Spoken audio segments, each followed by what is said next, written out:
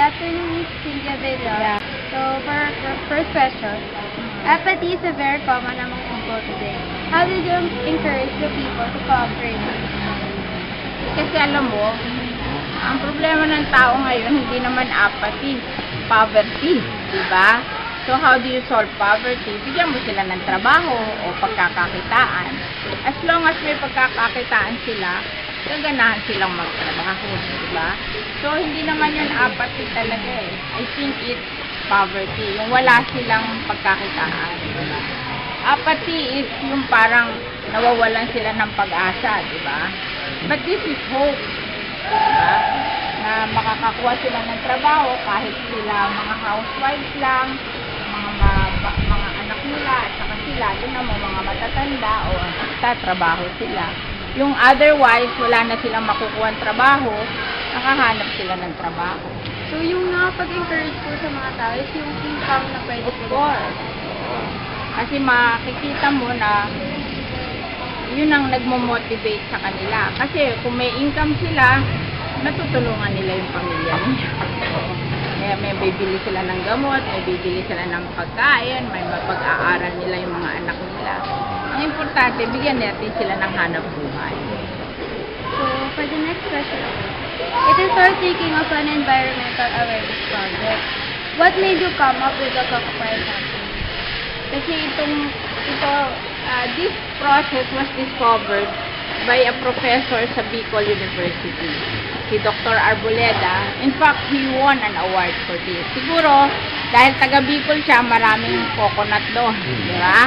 Tapos, naghahanap din siya ng maitutulong sa kanyang mga kababayan.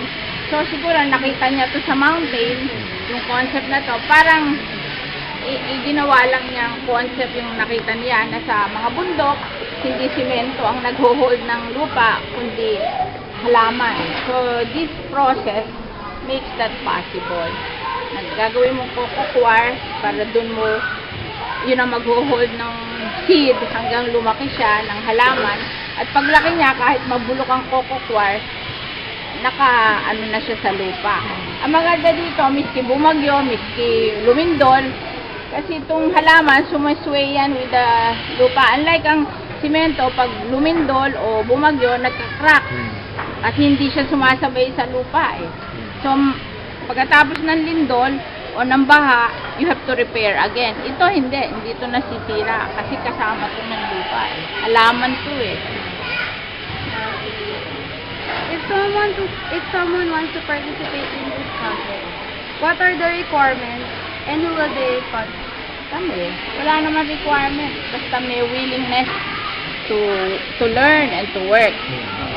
Kasi kami naman ang bumili ng mga machine. Kami din ang nagturo. Basta ang kailangan lang, gusto nilang matuto at gusto nilang magtrabaho. Yun lang ang importante. Kasi kami naman ang magbibigay ng lahat ng kailangan. What is the Cocoquire factory all about? Ang Cocoquire factory is to be able na yung ating mga basura na made yung coconut husk, ma-process natin para wag na makadagdag sa basura natin, and then make something out of it. Dito nakita nyo na nakaproduce tayo ng coconut na ginagamit natin for slope protection. So, nakuha natin yung basura natin, na-recycle natin into something na magagamit, nabigyan natin ng trabaho yung mga tao. Ano naman po yung benefit ng community sa project? Sila, nagtatrabaho sila. Otherwise, wala na silang trabaho. Usually, a worker here will earn about 6,000 pesos a month. Kasi piecework yan, hindi naman yan kung kailan nila gusto magtrabaho. Kung gusto nila mahabang magtrabaho, mahaba. Kung maikli, maikli. Basta ang bayaran dito kung ano ang na-produce mo. So, on the average, they earn 6,000 a month. Pag nagtrabaho dito. Considering na ang mga bahay lang nila na andyan, naglalakad lang sila, wala silang pasahe, at saka pwede na silang kumain sa bahay nila, umuwi sa bahay nila, pagkakain. Mas maganda pa ang kita nila kaysa sa ordinary minimum wage earner. So, kasi yung mga minimum wage earner na papasok pa sa opisina, sabi nila, piso daw ang pasahe. Eh di, malaki din yun, 3,000 a month din yun. I-add mo sa 6,000, 9,000 na yun, di ba? So, maganda tong employment opportunity. Can you give us brief history kung paano po itong project nagsimula yung factory? Kasi meron akong kasama, kasi members ako ng CFC, FFL. Meron akong member ng household ko. Nakilala niya si Dr. Arboleda. Tapos pinakilala niya sa akin, yun na nagturo sa akin. Tapos inadapt ko dito sa Las Piñas. Sino pa yung nag-initiate po para dito po sa project? Nagustuhan ko itong i-Aldana. Dito ako nagsimula kasi may building. Kasi ito, tinayo ito ni Mayor para gawing market, public market. Tapos, years na hindi ginagamit. Ayaw lumipat dito ng mga nagtitinda. Kasi sayang naman, naging white elephant. Nung makita ko to, sabi ko, this is perfect for my coco coir factory. Although, ngayon, marami na akong barangay na may ganito. This is the first one. Pero yung ibang barangay, meron na rin.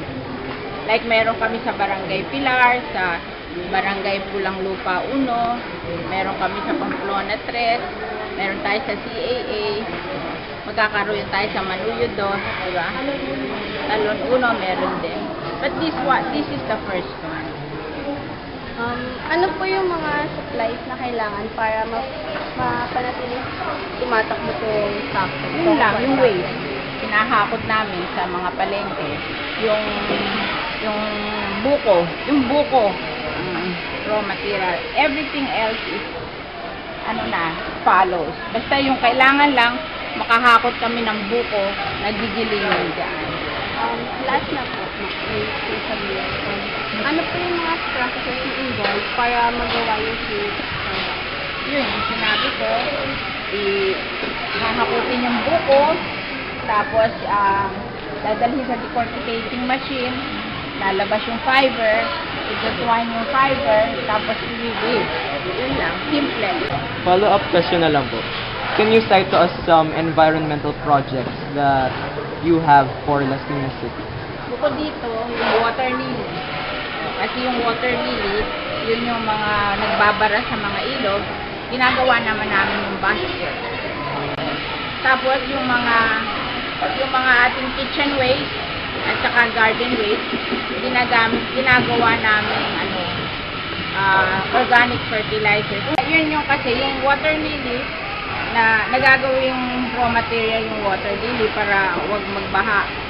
Tapos yung mga kitchen waste, kasi ang problema natin, waste management, yun ang way natin para ma-recycle natin yung waste natin.